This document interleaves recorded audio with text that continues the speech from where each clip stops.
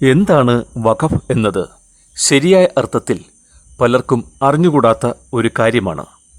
അതിനാൽ വഖഫിനെക്കുറിച്ചുള്ള ഒരു ചെറു വിവരണമാണിത്. മുസ്ലിങ്ങളുടെ ഒരു ദാനരീതിയാണ് വഖഫ്. പൊതുവായി പറഞ്ഞാൽ ഒരാൾ സ്വന്തം ഉടമസ്ഥതയിലുള്ള സ്വത്ത് ദൈവപ്രീതി കാംക്ഷിച്ചു നൽകുന്ന ദാനമാണത്. മനുഷ്യ നന്മയ്ക്കായി നീക്കിവെക്കുന്ന ഇത്തരം ദാനങ്ങൾ എന്നെന്നും നിലനിൽക്കണമെന്നും മനുഷ്യ നന്മയ്ക്കായി മാറ്റിവെക്കുന്ന ഇത്തരം സ്വത്തുക്കൾ സമൂഹത്തിൽ പൊതുനന്മകൾ പരിപോഷിപ്പിക്കും എന്നും ഇസ്ലാം പഠിപ്പിക്കുന്നു. മുസ്ലിങ്ങളുടെ ആരാധനാലയങ്ങൾ, വിദ്യാഭ്യാസ സ്ഥാപനങ്ങൾ, അനാഥാലയങ്ങൾ, ഖബറിടങ്ങൾ, സൂഫി ദർഗകൾ എന്നിവയെല്ലാം സംരക്ഷിക്കപ്പെട്ടു വരുന്നത് ഈ വഖഫ് തത്വം അനുസരിച്ചാണ്. വഖഫ് എന്ന ആശയം ഉരുത്തിരിഞ്ഞത് ഇസ്ലാമിക നിയമത്തിലാണ്. അവിടെ ഒരാൾ ജീവകാരുണ്യ ആവശ്യങ്ങൾക്കായി തൻ്റെ സ്വത്ത് സമർപ്പിക്കുമ്പോൾ അത് കൈകാര്യം ചെയ്യുന്നതിനുള്ള ഉത്തരവാദിത്തം വഖഫിനാണ്.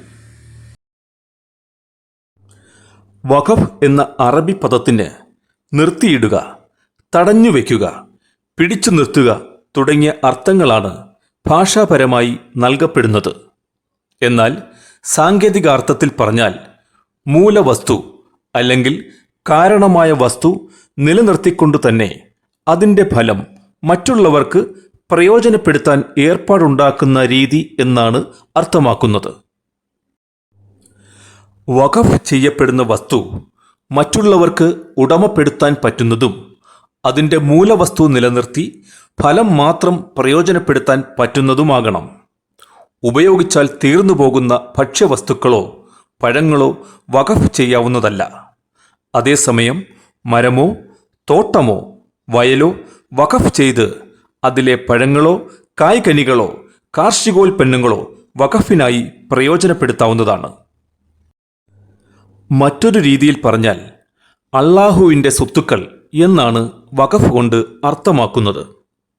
ഇസ്ലാമിക തത്വസംഹിത പ്രകാരം ഭൗതികമായി ഒരു വരുമാനവും പ്രതീക്ഷിക്കാതെ ദൈവത്തിൻ്റെ പ്രീതി മാത്രം പ്രതീക്ഷിച്ചുകൊണ്ട് ഒരു പുണ്യകാര്യത്തിനായി ദാനം ചെയ്യുന്ന സ്വത്ത് എന്നാണ് ഇതുകൊണ്ട് ഉദ്ദേശിക്കുന്നത്. വഖഫ് എന്ന ആശയം AD 9-ാം നൂറ്റാണ്ടിലേതാണ്. പ്രവാചകനായ മുഹമ്മദ് നബി ജീവകാരുണ്യദാനത്തെ വളരെയധികം പ്രോത്സാഹിപ്പിച്ചിരുന്നു. പ്രവാചകനായ മുഹമ്മദ് നബിയുടെ സഹചാരികളിലൊരാളായ അബൂ തൽഹ അൽ അൻസാരി തൻ്റെ ഈന്തപ്പനത്തോട്ടം പുണ്യകർമ്മങ്ങൾക്കായി സംഭാവന ചെയ്തത് ഇസ്ലാമിക ചരിത്രത്തിലെ ആദ്യകാല വഖഫുകളിൽ ഒന്നാണെന്ന് ഇസ്ലാമിക ഗ്രന്ഥങ്ങൾ രേഖപ്പെടുത്തിയിട്ടുണ്ട്. അത് വിൽക്കുകയോ പാരമ്പര്യമായി നൽകുകയോ ദാനം ചെയ്യുകയോ ചെയ്യരുതെന്നും അതിൽ നിന്നുള്ള വരുമാനം ദരിദ്രർ, ബന്ധുക്കൾ, അടിമകൾ, ജിഹാദ്, യാത്രക്കാർ, അതിഥികൾ എന്നിവർക്ക് നൽകാനും മുഹമ്മദ് നബി ഉപദേശിച്ചു. ഇതാണ് ആദ്യത്തെ വഖഫ് സ്വത്ത്. ദാനം ചെയ്യുന്ന വ്യക്തിക്ക് വസ്തുവിൻ്റെ പൂർണ്ണമായ ഉടമസ്ഥാവകാശം ഉണ്ടായിരിക്കണം. അത് സ്വീകരിക്കുന്നവർക്ക് അത് വിൽക്കാനോ അനന്തരാവകാശമായി നൽകാനോ കഴിയില്ല. വഖഫ് പ്രോപ്പർട്ടികളിൽ നിന്നുള്ള വരുമാനം മസ്ജിദുകളുടെ നിർമ്മാണം, ഖുർആൻ പഠന കേന്ദ്രങ്ങൾ, ഹജ്ജ്, ഉംറ സൗകര്യങ്ങൾ, മതപ്രചാരണം തുടങ്ങിയ ആവശ്യങ്ങൾക്ക് ഉപയോഗിക്കാം. എന്നാൽ ഇസ്ലാം നിഷിദ്ധമായ പ്രവർത്തനങ്ങൾക്ക് ഇത് ഉപയോഗിക്കാൻ പാടുള്ളതുമല്ല. മുഗൾ ഭരണകാലത്ത് ഇന്ത്യയിലും തുടർന്ന ഈ ആചാരം ബ്രിട്ടീഷ് ഭരണകാലത്തും തുടരുകയാണ് ചെയ്തത്. ഇന്ത്യയിൽ വഖഫ് സ്ഥാപനങ്ങൾ മുഗൾ കാലഘട്ടം മുതലുള്ളതാണ്. സ്വാതന്ത്ര്യാനന്തരം വഖഫ് സ്വത്തുക്കളുടെ ദുരുപയോഗം, കൈയേറ്റം, അന്യവൽക്കരണം എന്നിവയിൽ നിന്ന് സംരക്ഷിക്കുന്നതിന് നിയമനിർമ്മാണത്തിൻ്റെ ആവശ്യകത ഉയർന്നു. അതിനാൽ ബ്രിട്ടീഷ് ഭരണകാലത്ത് 1913 വഖഫ് ബോർഡുകൾ രൂപീകരിച്ചു. 1923 വഖഫുകളെ നിയന്ത്രിക്കുന്നതിനായി നടത്തിയ ആദ്യത്തെ നിയമനിർമ്മാണം മുസൽമാൻ വഖഫ് ആക്ട് എന്നാണ് അറിയപ്പെടുന്നത്. ഇനി എന്താണ് ഇപ്പോഴത്തെ വഖഫ് ബോർഡ് എന്ന് നോക്കാം. ഇന്ത്യൻ ഭരണഘടനയുടെ 26-ാം വകുപ്പ് ഇന്ത്യയിലെ എല്ലാ മതസ്ഥർക്കും തങ്ങളുടെ സ്ഥാപനങ്ങൾ നിർമ്മിക്കാനും കൈകാര്യം ചെയ്യാനും മൗലികമായ അവകാശം ഉറപ്പു നൽകുന്നു. എല്ലാ മതസമുദായങ്ങളിലും ഈ കൃത്യനിർവഹണത്തിന് സർക്കാർ പിന്തുണയുള്ള സംവിധാനങ്ങളുമുണ്ട്.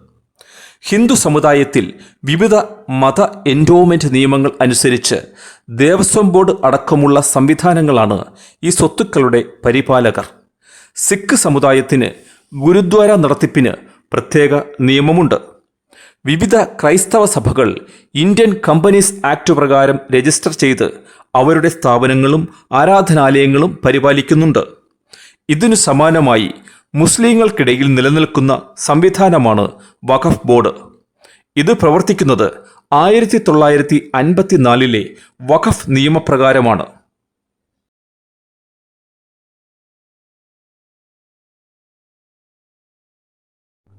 ഗണ്യമായ രീതിയിൽ മുസ്ലിം ജനസംഖ്യയുള്ള ലോകത്തിലെ മിക്ക രാജ്യങ്ങളിലും ഈ വഖഫ് സമ്പ്രദായം ഇന്ന് നിലവിലുണ്ട്.